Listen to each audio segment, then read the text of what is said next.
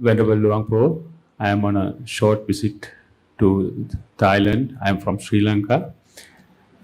Just to clarify one point that in Sri Lanka, being a Buddhist country, they use the Tripitaka for their teachings.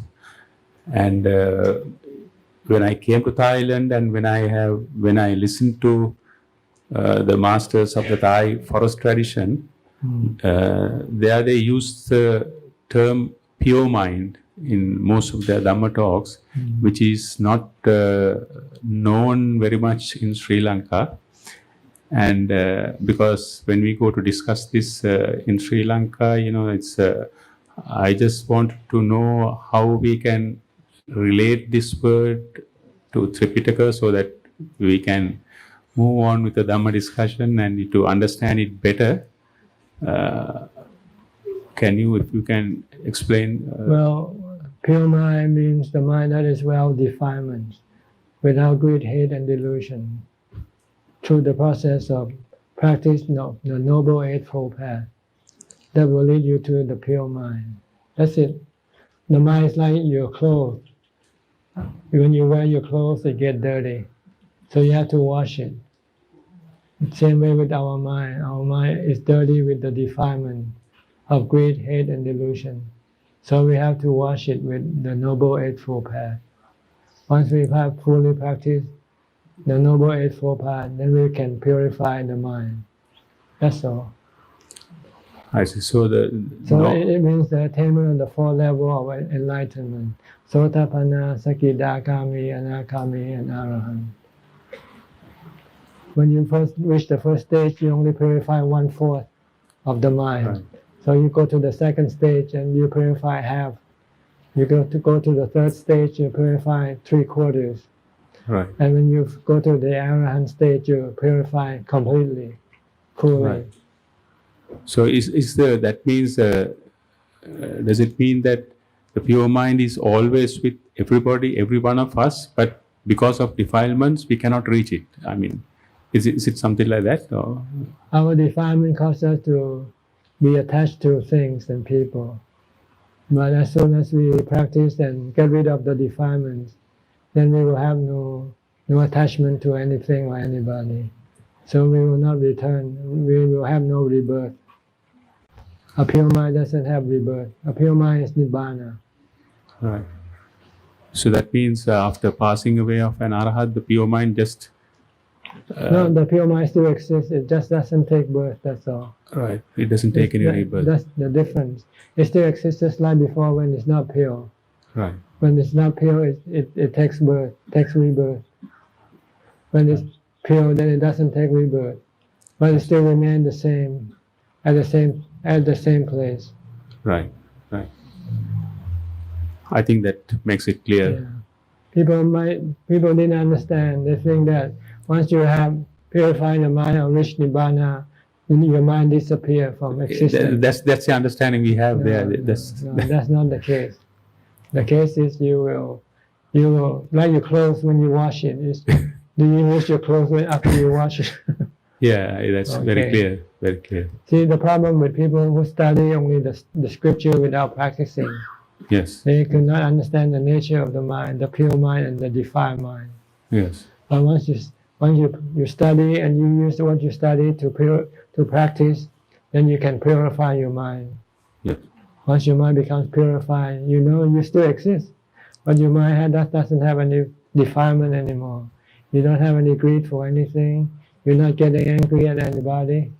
You don't have any delusion that there are good things or happiness in this world, because everything you see are all dukkha, all suffering. So then it doesn't take rebirth when it reaches the final. That's right. It's clear, Bhante. Okay. Thank you very much.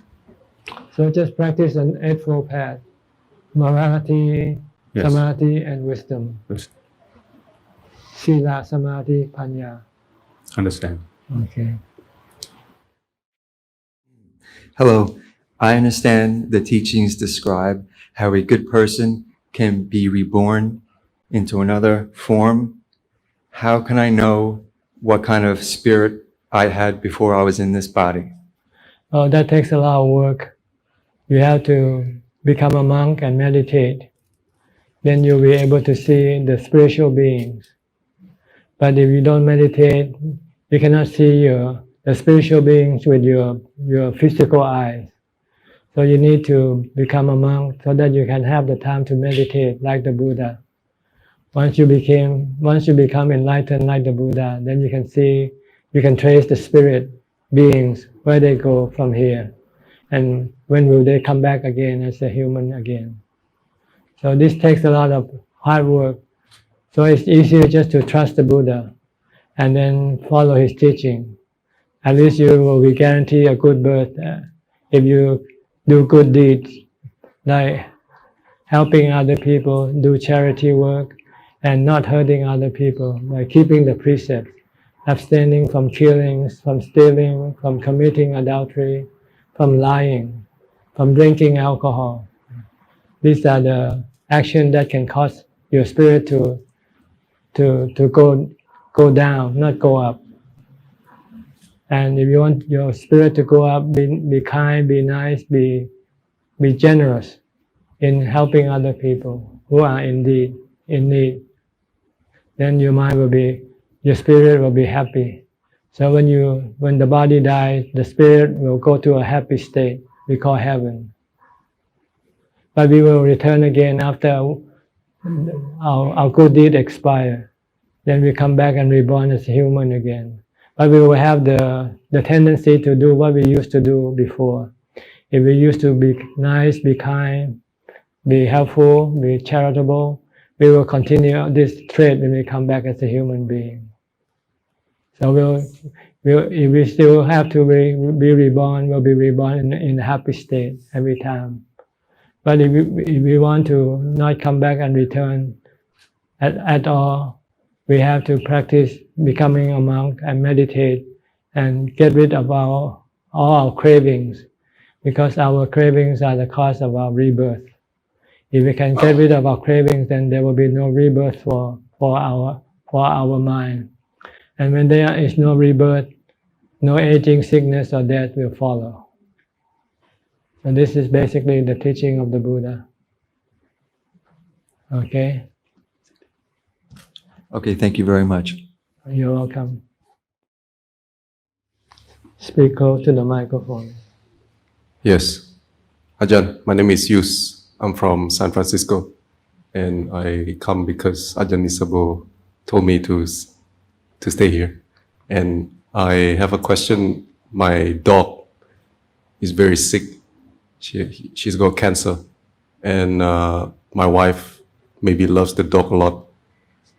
So the vet says she needs to be put down soon, but my precept says no, because I don't want to kill anything. So my wife says when it's time to go, then we both need to agree. I don't know what to do. It's not time yet to go. If the dog is still alive, it means it's not yet time for it to go. Let it go naturally. Don't do anything to it. Because if you kill somebody, even you think you love that somebody, you're actually cruel. You're being cruel to that somebody. Killing is not kindness. Killing is cruelty. And this cruelty can lead you to hell.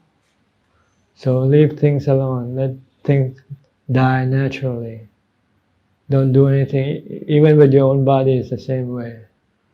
Your delusion will fool you to think that by getting rid of your body will help getting rid of the suffering. But it doesn't, because the suffering doesn't come from the sickness of the body. It comes from the attachment to the body that causes the suffering. So it's an attachment that we have to kill, get rid of, not the body. So that's why we practice here, to get rid of our attachment, our cravings to things. We should just leave them alone. Then we will have no suffering when something happens to it. So if you want to kill your suffering, you have to let go of your attachment to something, to that thing.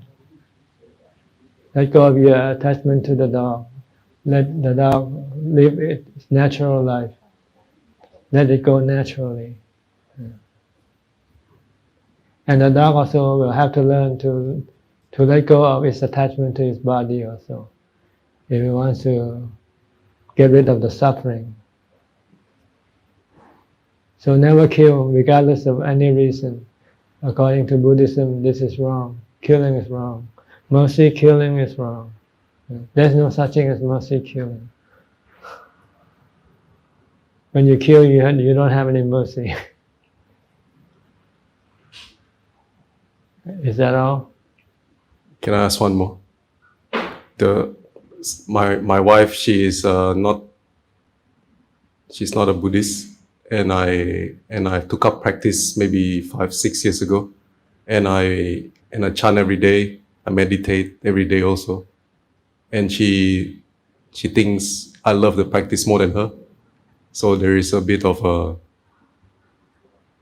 disagreement about my way of practice and the time I spend. And I'm trying to do my best to keep both happy. You cannot have your cake and eat it too. You have to choose one or the other.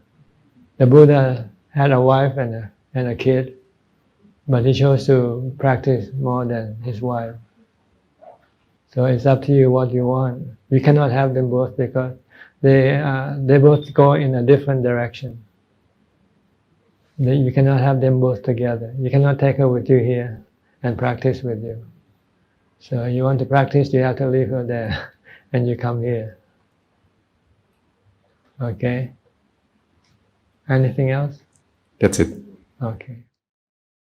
I have a question about meditation. So recently in my meditation, I experienced a lot of, not a lot, but very persistent angry thoughts. It's not intense, but it's very persistent. And it usually come up when I see the person again, or when I maybe see them on Facebook, or when I think of the person. And it feel like an itch. Like when I think about it, I get some satisfaction from the itch. But it never really go away. And I feel like it's been going on for a few months. So I want to know how to work with that. Thank you.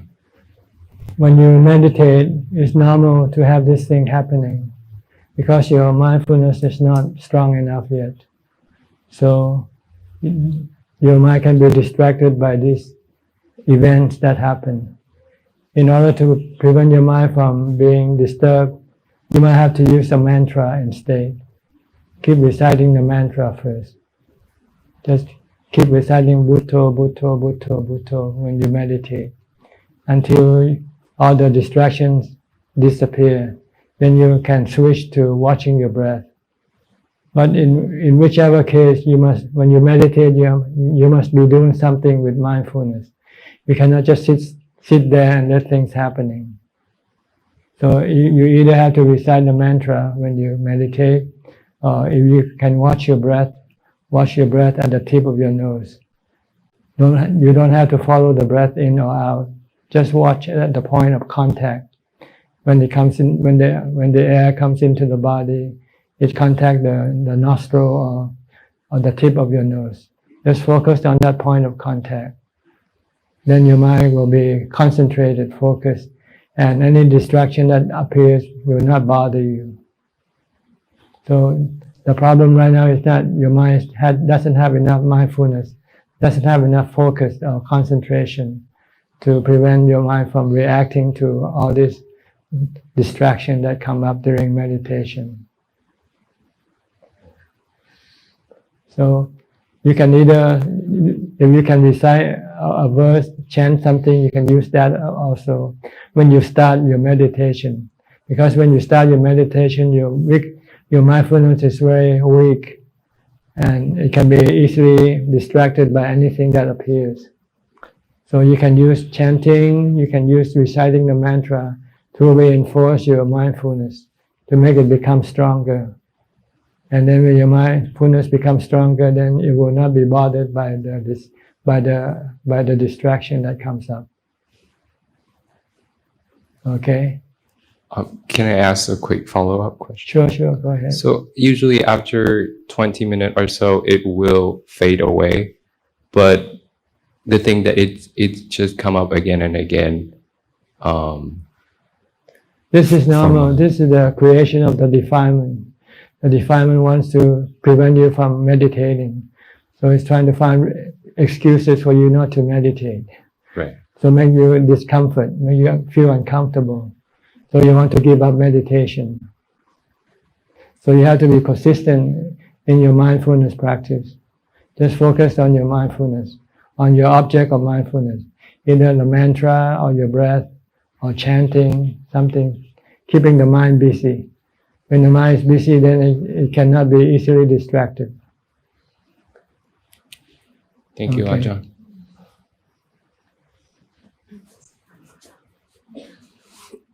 Hi, Ajahn. Thank you for taking questions. I started practicing 5 years ago and had a lot of benefit. And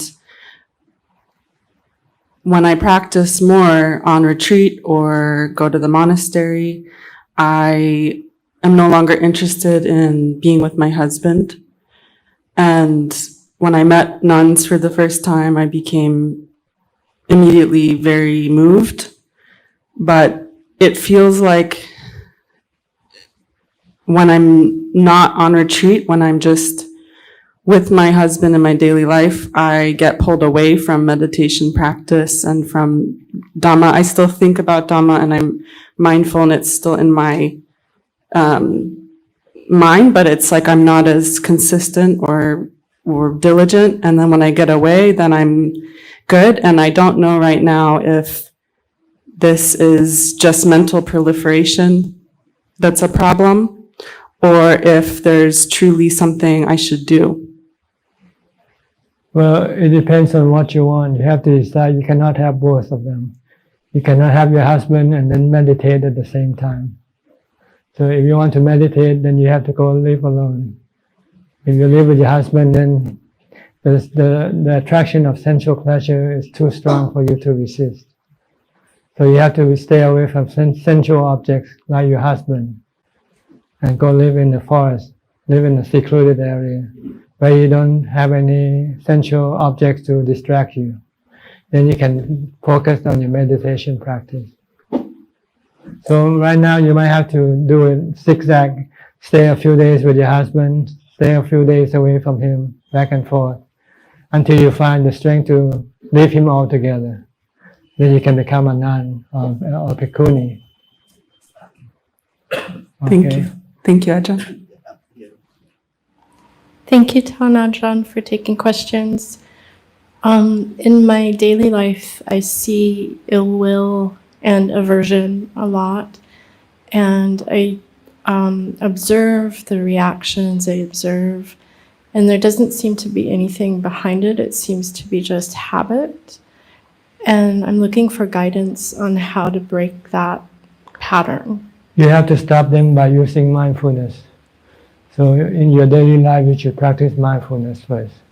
So you have the strength to stop your aversion when they come up later on. If you don't have mindfulness, you will not be able to stop your aversion when they come up. Your aversion or your attraction, your love or your hate, they keep coming up all the time. Without mindfulness, you cannot stop them.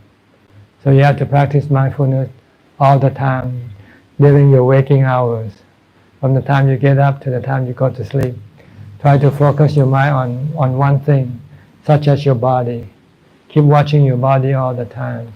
Or you can recite a mantra like Bhutto, Bhutto. This will prevent the mind from creating aversion or attraction or anything, really. Then when you have enough strength, when the aversion come up, you can stop it right away. But you can only stop it temporarily with mindfulness. If you want to get rid of aversion permanently, you have to use wisdom. You have to look at the things that you have aversion for as being a natural process, something that you cannot prevent it from happening, coming up, appearing or disappearing. Then you learn to teach your mind just to let go. Let the things that you have aversion come and go as they like. Then you will have no aversion toward anything after that. When you see everything are natural processes, they are like wind, they are like rain, they are snow. You cannot control them.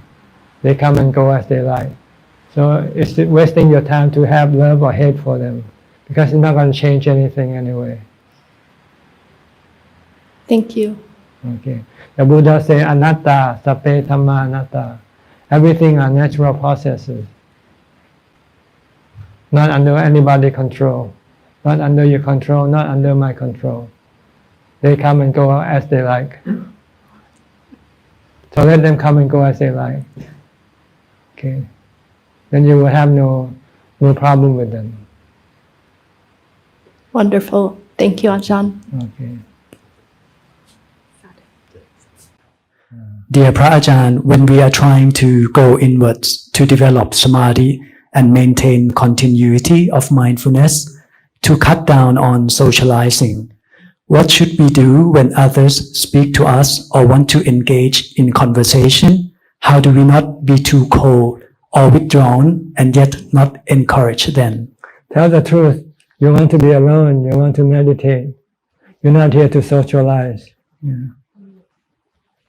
The best way is to go live in a place where you don't have to socialize in the first place. Okay, we'll ask your question for you, okay? Dear Ajahn, I am a beginner Buddhist. I have studied quite a lot of books and watched a lot of Buddhist videos. My questions are, the first question, how to adopt Buddhist theory into day-to-day practice? By doing it. Buddha said, practice charity. So be charitable with anybody who you come across with. If they need your help, then help them. This is practice charity or dana. And keeping the 5 precepts all the time. Don't hurt other people. Don't kill, don't steal, don't lie, don't commit adultery, don't drink alcohol. So you can do this in your daily life. And meditation, you can do it when you are not busy. When you have some free time, sit down, close your eyes, and watch your breath. Try to stop your mind from thinking. Then you will be practicing, following the teaching of the Buddha. Okay. Second question, what is the role of meditation in Buddhism? Why do we have to meditate? How is meditation related to ending of suffering? And how can a beginner get started and practice meditation? Meditation is the practice of purification of the mind. The mind is defiled by the defilement of greed, hate, and delusion. And this greed, hate, and delusion will only be got rid of by the practice of meditation. So you need to practice meditation if you want to stop your greed, your hate, and your delusion. Okay. What was the second part of the question? How can a beginner get started?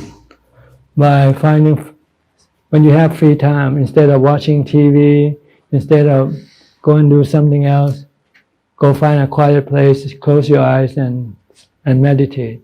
It's simple. Ajahn Chah said that if you know how to breathe, you can meditate.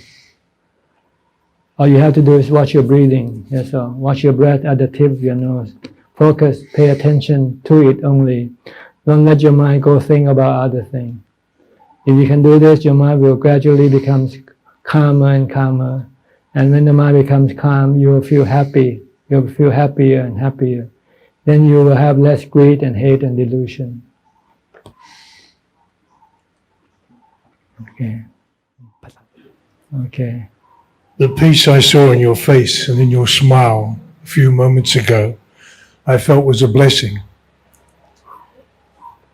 Do you think I can find such peace in my heart despite the bad things I have done during my lifetime on this earth? I was a well-known gangster, but I've been trying to change my life in recent months. Yes, you can change yourself from bad to good, and you can reap the benefit of being good without worrying about the past karma that you did. So don't worry what you did, it's already gone, it's past. What's important, what is now, what are you doing now? I'm trying to find peace in my heart.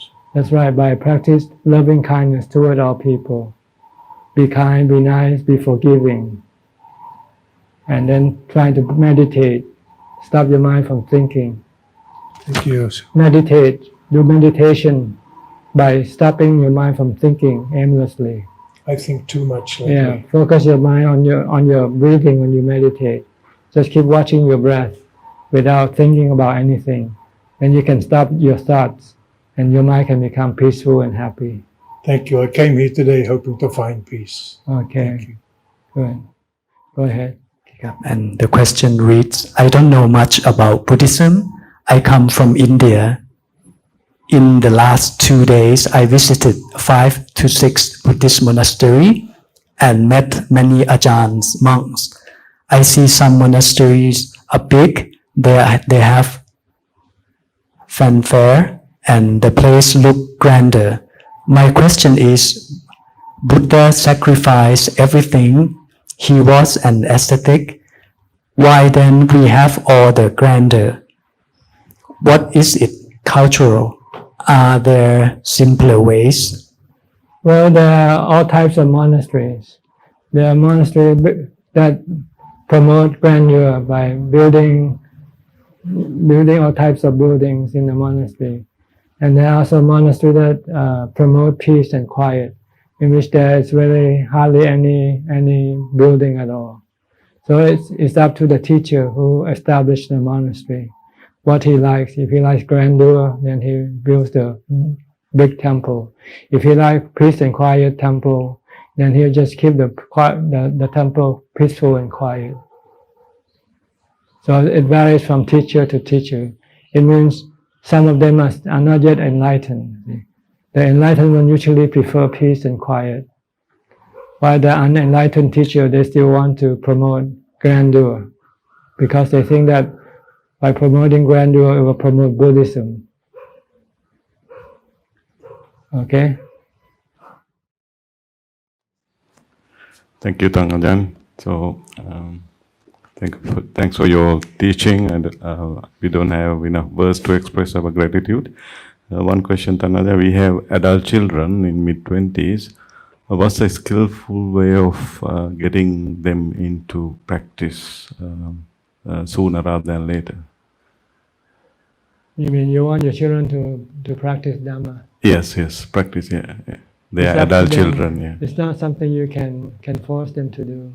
Yeah. Because some people like to practice and some people don't like to practice.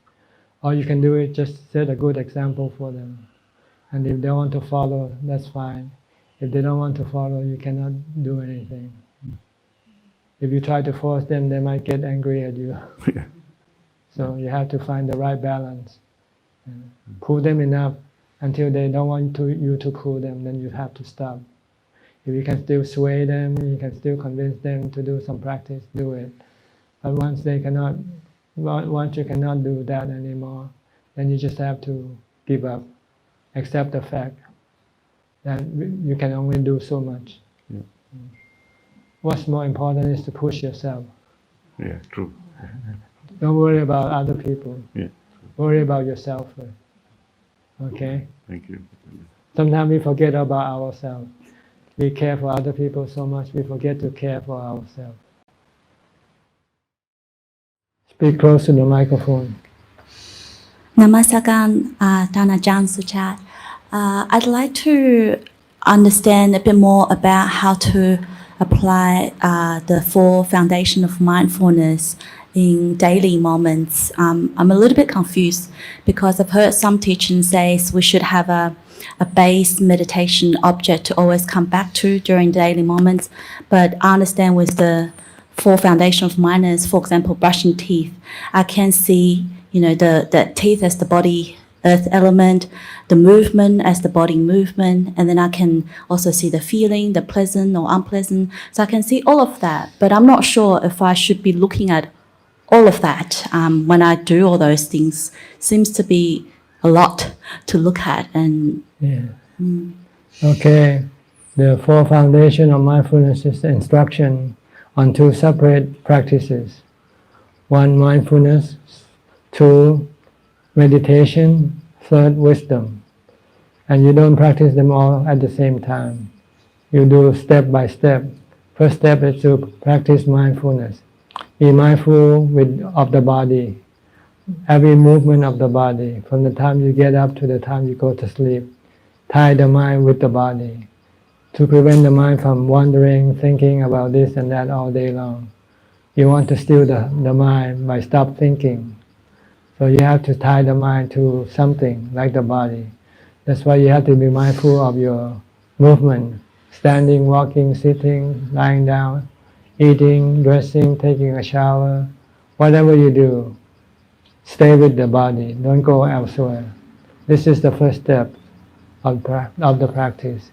Once you are able to control your mind to stay with the body, not go thinking about this and that, then you're ready for meditation. So you go sit down and then use the breath as your object of meditation. Focus your mind on the breathing in and out of the breath. Just watch at the tip of the nose until the mind become absorbed and enter into jhana. That's the second practice. The third practice, once you have jhana, when you're not meditating, you can start studying the nature of the body first. See the impermanent nature of the body. The body changes from the birth to death. Okay, and it is something that you cannot control. It's anatta. So if you don't want to have any dukkha or stress, you just have to let go. You should not have any cravings for the body, for it not to get old, not to get sick, or not to die. So this is vipassana or wisdom, the third practice. And you do this first with your body until you can let go of your attachment to the body. You no longer worry about the body, whether it gets sick, get old, or die or not. Then you go to the next object, which are your feelings. Your feeling also is anicca, impermanent, it keeps changing all the time. Sometimes you have good feelings, sometimes you have bad feelings, sometimes you have neutral feelings. And these neutral feelings are not under your control. If you try to control them, you will get dukkha, because you will not be able to achieve it. So you have to leave it alone, let it come and go as it like. Let good feeling come and go, let bad feeling come and go, let neutral feeling come and go. Then you will have no dukkha regarding the feelings. And then after this you go to the third object, which is your mind. Your mind is constantly changing also. Someday you have a happy mind, someday you have a sad mind. Someday you have a stressful mind, someday you have an angry mind. You have to understand these states of mind are created by conditions beyond your control. So try not to control these states, let them come and go just like feelings. If you can do this, then your mind will be peaceful and have no stress. So these are three steps of practices contained in the core foundation of mindfulness. So just double checking my understanding is to gradually move through the different foundations and mature the practice in one first, and then you have to first develop mindfulness. Once you have mindfulness, then you can meditate to get into jhana. Once you have jhana, you have the mind strong enough to study the nature of the body, feeling, and of the mind, and able to let go of your attachment to them, leave them alone. Just a follow-up question, Ajahn. With the pleasant and unpleasant feelings coming up, I understand, I just heard you saying that can just watch it arising and falling and let them go. I've also heard some other teaching that to think of the drawbacks or think of the opposites of some of the, say, the pleasantries or that to counter that. What do you advise? I cannot say for other people what they say. I can so tell you just to accept it and leave them alone. Okay. Don't try to change or manage them. Because when you cannot, then you can get suffering. If you don't want to have any suffering, just leave it alone. Using equanimity as your position, just merely observing and let things come and go. They are anatta, they are like the weather. You cannot control the weather, right? So you cannot control these things, the body, the feelings, and the mental states. But you can control your mind not to be affected by the changing nature of these things. By just be merely knowing. Stop all craving. Stop all your craving to control things. Then you'll be calm and peaceful and not hurt by anything. Okay. Thank you, Ajahn.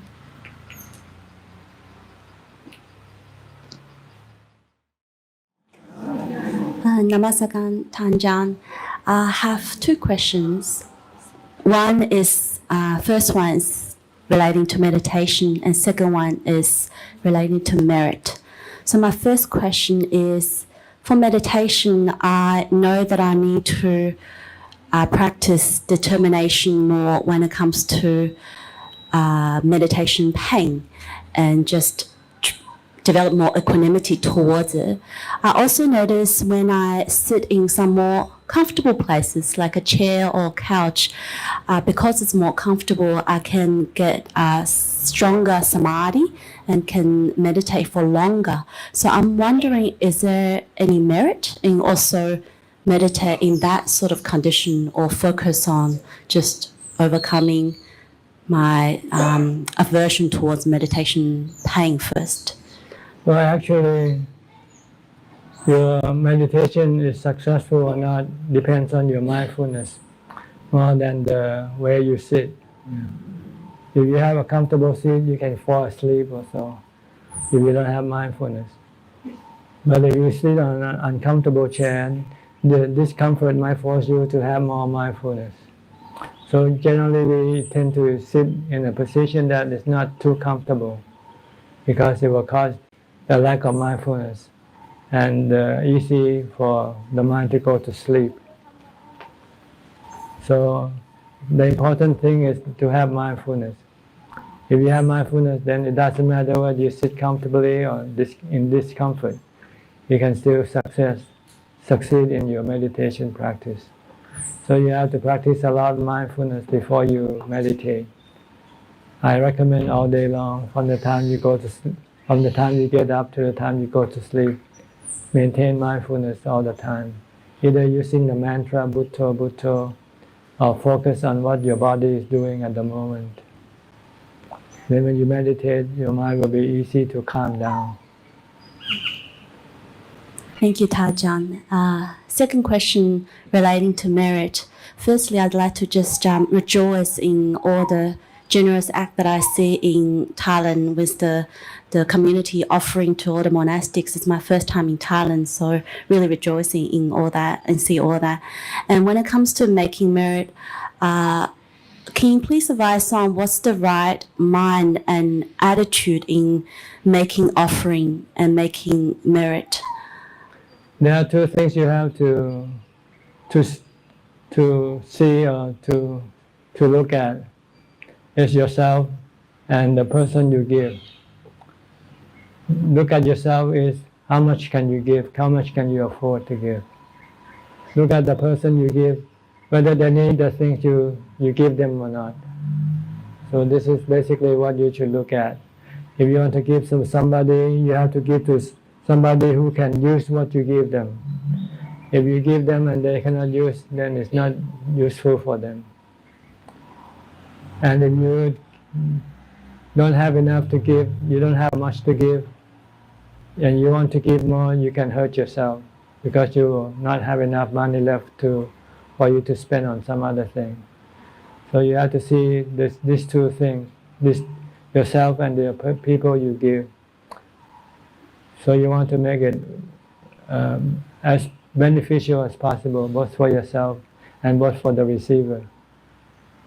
If the receiver wants food and you give them clothing, it's useless.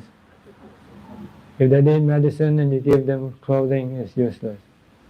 So you have to see what they need and give them accordingly. And you have to look at how much can you afford to give. If you give too much, you can hurt yourself. If you give too little, then you make very small, you get very small benefit. If you want big benefit, you have to give more. But you have to also look at yourself, how much can you afford to give. Okay? Thank you, Ajahn. Can I please check, besides that, in terms of more nuanced way of preparing the mind, because in the past I've been advised to, for example, when I give, I know because my mind is not there yet, but I should recognize this, the cause condition, the karmic condition, the fact that I'm here, I'm actually, for example, in front of you or in front of a recipient, and then I take precept before giving, I arise the wholesome intention and wish for the giving action, and also I recognize the other person comes from the karmic causes and condition, and a whole series of that mental preparation. I'm just wondering, is that all necessary, and what's your advice on that type of mental preparation? You have to condense your question so I can get what you're actually asking. I'm a little bit confused here. What do you want to know?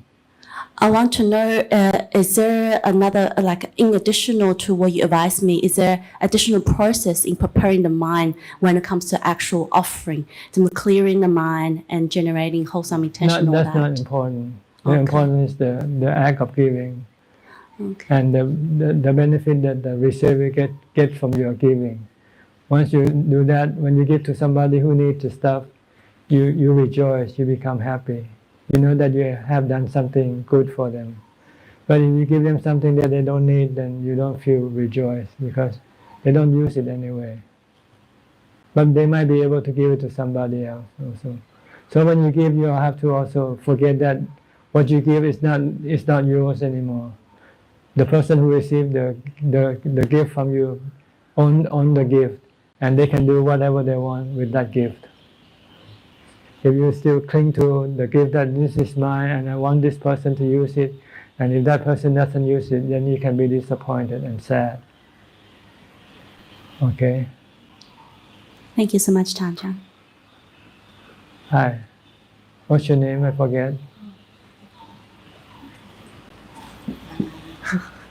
You have to hold the microphone. What's your name? Thank you. My name is Marin. Marty? Marin. Nickname ภาษาไทยมาลัยค่ะ มาลัยชอบภาษาไทยนะ Thank you for being here, and I'm very happy to be here again. I have a question about I recently lost a close relative, and I was wondering the correct way to dedicate merit, like formally when I do it, how to do it correctly. Only way you can help the person who passed away is to do some charity, and then dedicate the benefit from the charity that you have to the person who died. Okay. So is it enough to just think about this person and... No, you have to give something, like you have to donate money to the temple, and then you have a good feeling from that donation, then you can share that good feeling for the person who passed away. Okay, I understand. Thank you. And my second question is, samadhi is not so good right now, and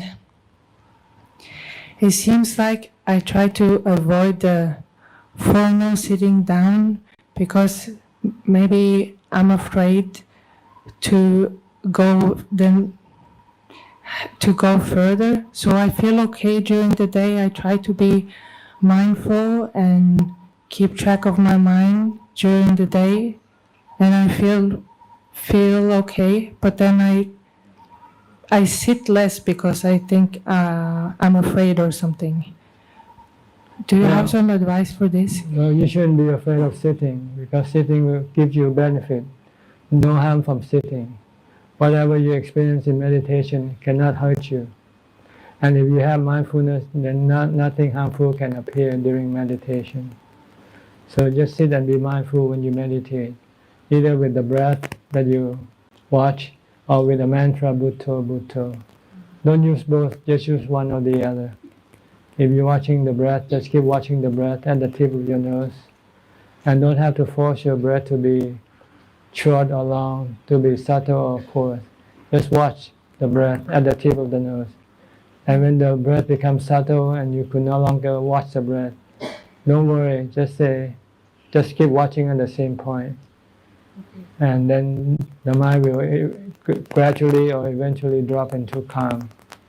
And when the mind becomes calm, everything is empty. It's like turning off the light in the room, and everything goes dark. But the darkness isn't darkness like you see in the dark, but it's empty of activity, of mental activity. And you will feel a sense of contentment, sense of peace and happiness. So is it correct that in that state the negative or hurtful things They disappear. can't be All the there? emotional bad things disappear from the mind. Oh, okay. The mind becomes just peaceful and happy and empty. But not empty because it's hungry or something. Empty with a contentment. Oh, okay. Full. Empty but full at the Empty same but full. time. Empty of things but full of contentment. Happy. Once you get there, you know you want to be there all the time. Then you will become more inspired to do more sitting meditation. So don't worry about sitting. There's no harm in sitting meditation. The only benefit. The only harm will appear if you don't have mindfulness. If you just sit and you start to imagine things, then your imagination can haunt you, can scare you, and can cause you harm, can cause you to become crazy. It's your imagination. But if you have mindfulness to control this imagination, then there will be nothing appearing when you meditate. Okay. Thank Okay. you. Yes. But you have to have a lot of mindfulness also before you meditate. Yes. You have to at least be able to slow down your thought, reduce your thoughts, so that when you meditate, you don't have this difficulty of trying to contain your thoughts. Okay. Thank you so much. Okay. Afternoon, Ka. I just wondering what is Can you Pathom speak closer and louder? Okay. What is Pathom Mak? ตรงนี้เหรอคะ Okay. ขอโทษค่ะ What is Pathom Mak and what is Pathom Chan? Would you mind to explain? Pathom is first.